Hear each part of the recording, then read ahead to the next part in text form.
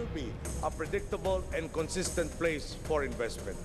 A nation where everyone will say it all works. Marami na pong nagalo at nagmungkay sa atin mula lokal hanggang dayuhang negosyante na magpuno ng iba't ibang pangangailangan. Mula sa mga public-private partnerships na ito, lalago ang ating ekonomiya at bawat Pilipino makikinabang. Hindi po kami nagbibiro sa pagtahak ng tuwid na landas. Kayong mga mali ang palakad at pinipinsala ang mga kababayan natin, ginagarantya ko sa inyo, may taning kayong lahat.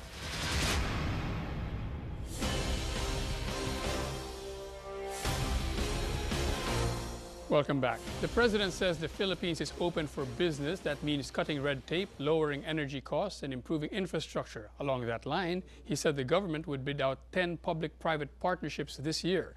What's the business and investment environment like? With us tonight, Aurelio Montinola, President of Bank of the Philippine Islands and the Bankers Association of the Philippines. Marife Zamora, Country Manager of Convergys, the biggest BPO in the country. Rick Santos, Chairman of CB Richard Ellis Philippines, the biggest property services company in the country. Hubert de Aboville, President of the European Chamber of Commerce. And Dan Lachica, President of the Semiconductors and Electronics Industries of the Philippines. Gentlemen, Ms. Zamora, thank you for joining us tonight. Thank you for having us. I came from a press conference with Mr. Santos' company yesterday, and I wrote a story that said Philippine economy, Philippine property sector are going to go gangbusters because of BPOs. I may have oversimplified it a bit, but I got Twitter comments after that saying, is the Philippines just all about BPO?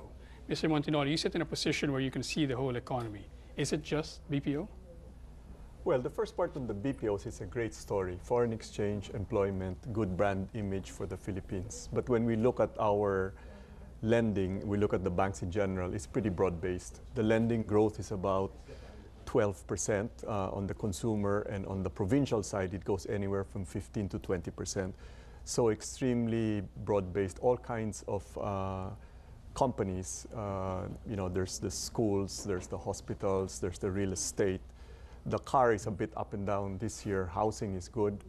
So it's more than just the BPOs. In fact, the BPOs, I'm guessing here, are not big borrowers, are they? No, they're not. They bring their own capital. They're not. I think on an overall basis for the country, the good story that it's been a good year, if you will. The three tests, the first are the ratings upgrades. Second, the business optimism continues to be high. And third, the fact that the banks lend indicates that both borrowers want to borrow and that the banks are willing to lend. So I think for the first year, it's been a good year. Now you were telling me earlier that although lending growth is at 12%, 14%, this is actually low compared to our neighbors. Why would that be, you think? Well, it depends on which neighbors you're looking at, because if you look at the whole world, for most of the global countries in the West, it's typically anywhere between 5 to 7%. Asia is strong, but also because in some of the Asian countries, manufacturing plays a larger part, and manufacturing needs more financing, and that's why they may be marginally higher. I think Thailand and Singapore are in the 14 to 16% range, while we're in the 12 to 14. And manufacturing has for some time now been a weakness in the Philippines. Well, manufacturing, we had to get practical after '97 because of China, so manufacturing has dipped. But then we moved into the remittances, the BPO, so I guess we had to reinvent ourselves. The semiconductors always has been strong. So that's the nature of our country. It's more of a service economy type. But even in semiconductors, Mr. Lachica, we're not performing as well as many of our rivals. I mean, if you compare Philippine electronics export growth rate, actually the last few months, its export growth declines. With our neighbors or our competitors, we're certainly not doing as well as them. What's the problem with the Philippine electronics sector or the Philippine manufacturing sector in general? Well, first of all, I appreciate the fact that when we talk about manufacturing being less than strong, we're not generalizing into semiconductors, because today semiconductors manufacturing, electronics manufacturing is still strong. In fact, we're coming up we're coming out of a big year, about $31.1 billion investments, the highest in the history of the Philippines, and about $2.1 billion investments, also a record for the Philippines. So the perception that the electronics business is really weakening is quite misplaced, I would say. True, compared to our neighbors, we may not be up to par in terms of scope, in terms of the capabilities, but we have our niche. I just got back from China yesterday, and we're thinking of looking into the feasibility of setting up manufacturing operations beyond the Philippines, overseas. And I think, you know, for a Philippine company to expand not just in the Philippines but overseas shows you that we are competitive. And you know, I'm sitting here saying that, you know, we the company that I run, we are competitive against the Japanese, against the Chinese. So maybe it would not be fallacious to think that Philippine manufacturing, electronics manufacturing in particular, has a place in the region, if not the world. Okay. Mr. Lachica, you mentioned something about investments. I'd like to focus that into foreign direct investment. Whenever you talk about foreign direct investment in the region, Philippines is always at the bottom of the list or one or two steps from the bottom of the list. Mr. D'Aberville, what's the problem? Well, the problem, you know, with foreign direct investment has been extremely low, as you said, for decades, actually. We do about $1 billion, $2 billion. Well, okay. The other countries do 7. Yes, I think today we are in the 10 ASEAN countries in the lowest 3. Right. So this is certainly not the position that we should deserve, being a country of 100 million. I would have thought that with the new president, all that confidence attached to him, it would come pouring in. Why not? When a foreign investor wants to invest 100 million euros, 300 million euros, 500 million euros, he has this, he is ready to invest. Of course, he is not going to look only at the Philippines, he's going to look at the ASEAN. So now we have competition. Are we welcoming today the investors and telling them, you are going to invest 500 million euros, welcome for the next 20 years? I'm afraid that today, and I just came back a couple of days ago from a roadshow to Italy. Before that, I was in a roadshow in France. And I'm just afraid that the investor needs at least 20 years security, you know. And today, I'm afraid that they don't see that.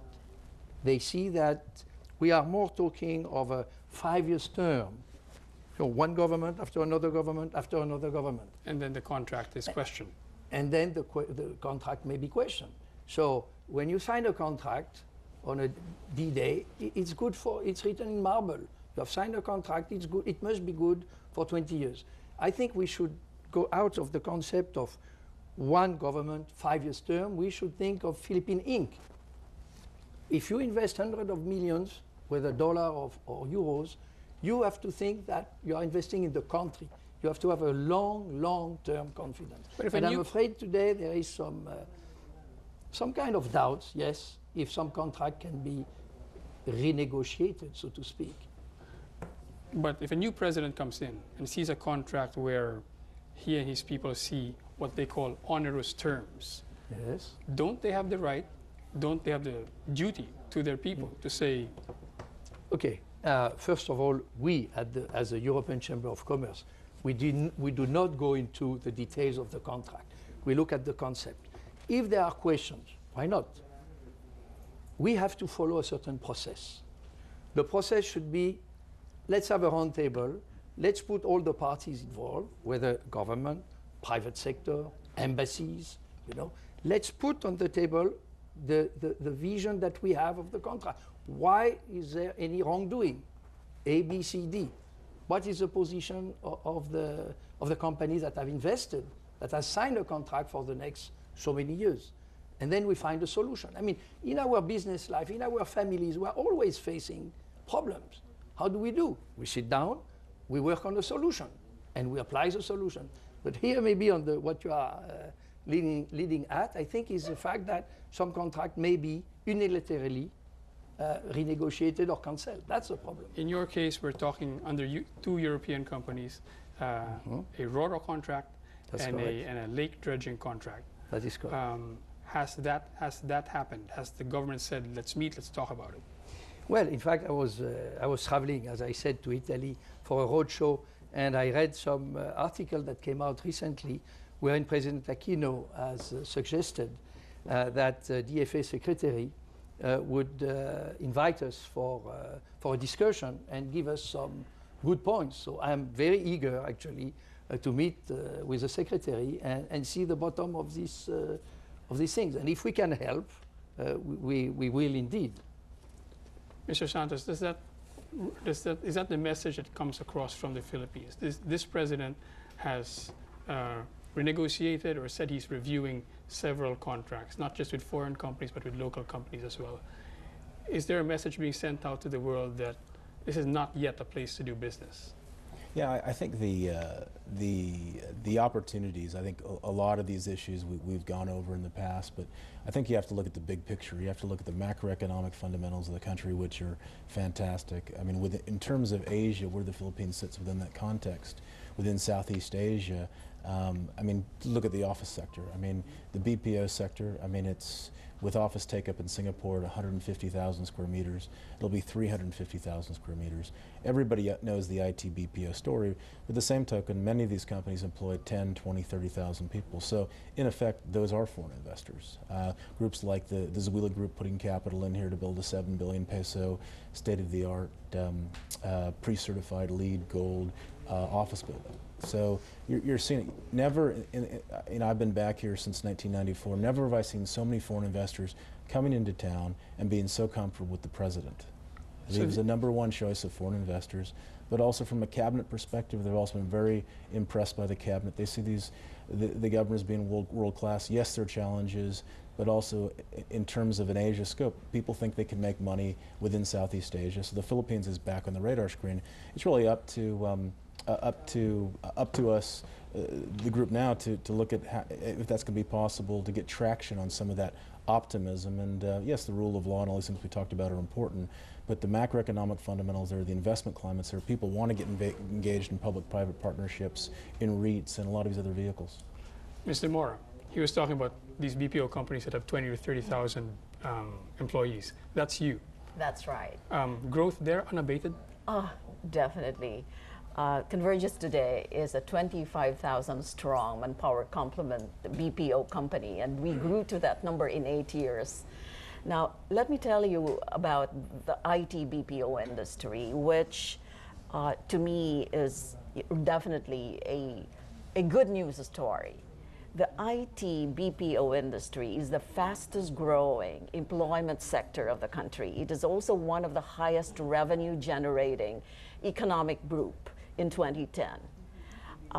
Last year alone, the IT BPO industry generated $8.9 billion of revenue, which is a 26% growth rate. This is translated into 650,000 skilled knowledge workers and professionals. If we are to look at the largest sector in the information technology business process outsourcing industry, which is the voice-based customer care outsourcing area, that sector alone generated $6.1 billion of revenue in 2010 and employed 350,000 Is there anything holding you back? Employees. Nothing's holding us back. It's just that there are some challenges that we have to surmount. I want to tell you, you know, the demand is just tremendous. The problem is really supply. Meaning supply of English-speaking workers. That's right. It's supply of quality as labor, which means high-quality resources with high level of English proficiency, computer savvy, logical thinkers. Gentlemen, most of the business clubs last year when the president was running were for the president. Indeed. 1 year later, would you say he's doing worse than you thought, better than you thought, or much better than you thought? If I may, first of all, as far as the European Chamber of Commerce, we have been always backing the government, the president first, and with his integrity pledge also, I mean, against corruption. We, at the Chamber, we were 100% behind it. We have a big program with the Makati Business Club, as you know, and the AmCham and all the organizations. Do you think he's doing better than you expected, or so much better? Or? We are, let's say we are online. I think the first year is a year of learning, of taking position, and we would like that the year 2012 would be a year of action. Mr. Lachiga. Well, you know, I'm a believer that we should all submit to authority because, you know, the authority is what God put in place, right? We may not all disagree. I mean, we may not all agree with what the president is doing, but I think as a country, as investors, we should support him. It's difficult. It's difficult enough to manage a company, let alone managing a country. And for the pundits to, you know, throw stones and cast stones, it's so easy to do that. But leading a company, especially from the depths where we've been, and progressing as we are, I think it's, you know, a super job. I mean, if you look at the ECOP, they're endorsing the restoration of the faith in the government. The feedback from the Makati Business Club is positive. You know, and even the recent upgrading of the credit record of the country, it speaks to the fact that we're not quite there yet. I mean, in our industry, there's a lot of challenges: the high cost of power, infrastructure, peace and order. But I think, you know, we just need to have the political will to surmount all that. I'll be in KL in the first week of July to speak in the Asian Business Conference. This is the message that I'll be taking. You know, yes, we know there are issues, but we are progressing. We are improving. Give the president a chance. It's only the first year in his job. Mr. Montinola.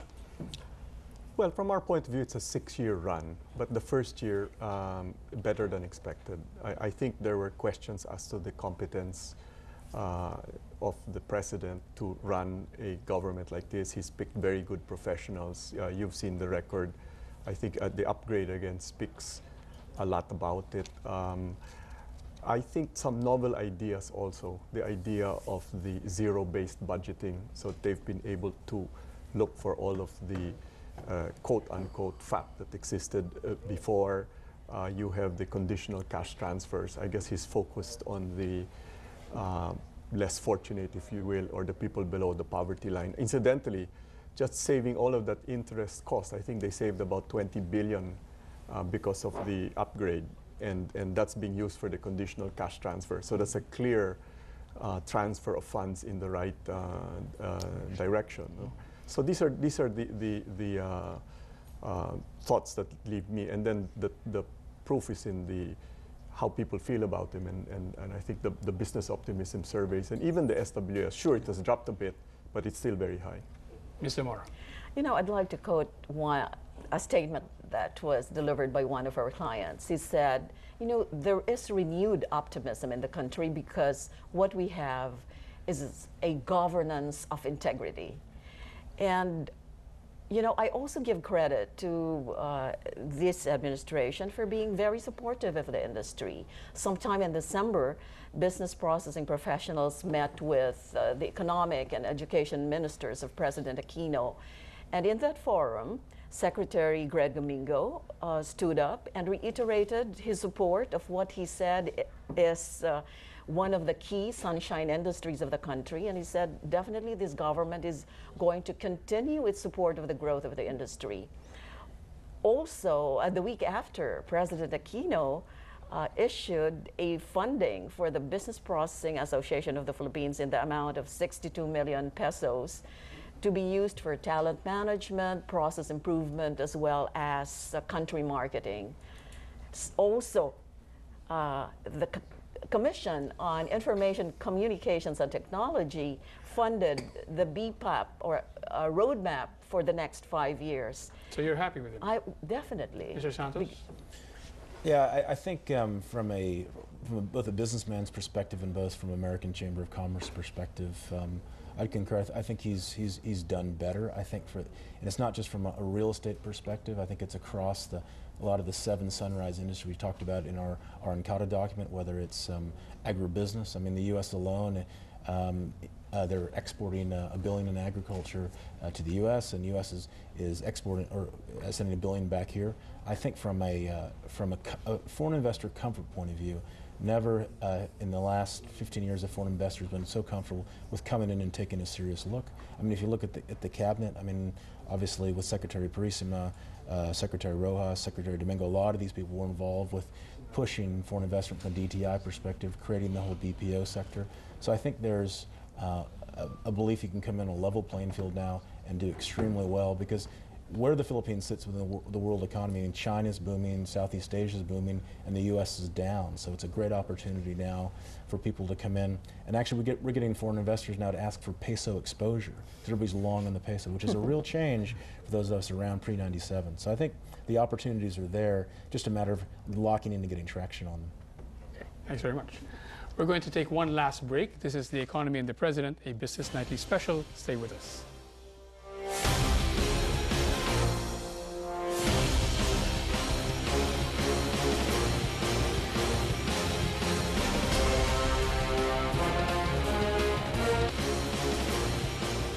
Welcome back. We're out of time, so to end the show, I would like to ask all of our CEOs and former Secretary Diokno to talk about a bright spot or the biggest economic challenge facing the President of the country. But I'll have to begin with Commissioner Henares. She doesn't get this question. When you see a taxpayer, or a taxpayer asks you, why should I pay my taxes when I know it's going to be stolen or misused?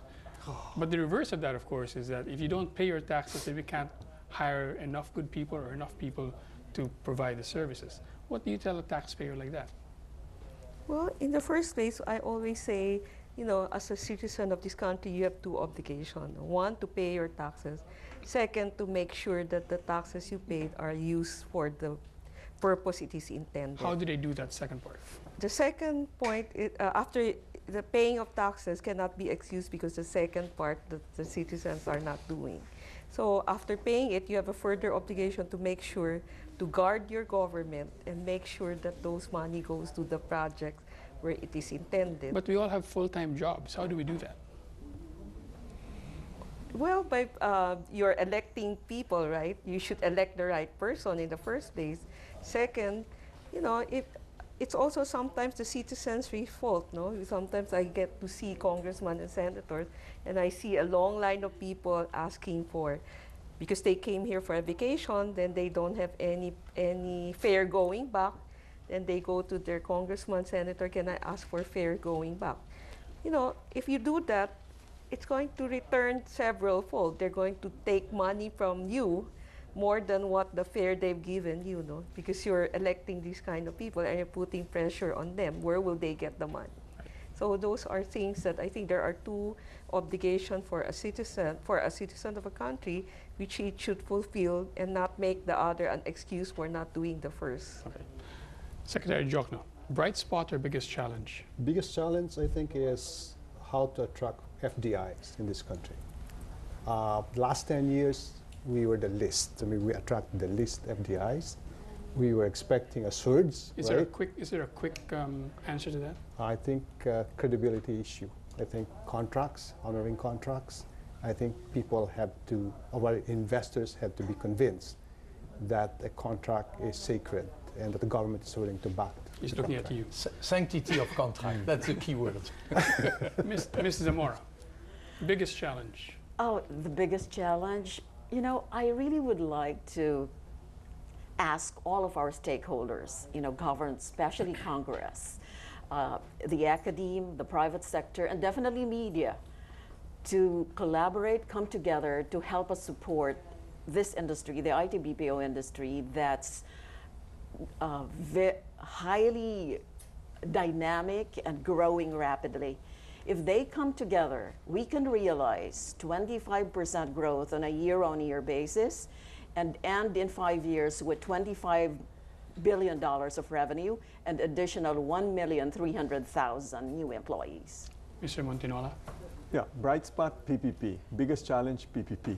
I think in the end, if we can pull it together, we're going to get infrastructure and the power, which is going to be very helpful for the country. And it will also solve the credibility issues with regards to FDI, which is, of course, a big stumbling block at the current time. I have to say that we tried to get the DOF people and the PPP people to join us tonight, but they were either unavailable or they said they were not yet ready to discuss the issues. Mr. Daboville. For me, it's priority to create job, second priority to create job, and third priority to create job. How to do that? Bringing investors, FDI. To do so, credibility long term. I go back to the words that have just been said.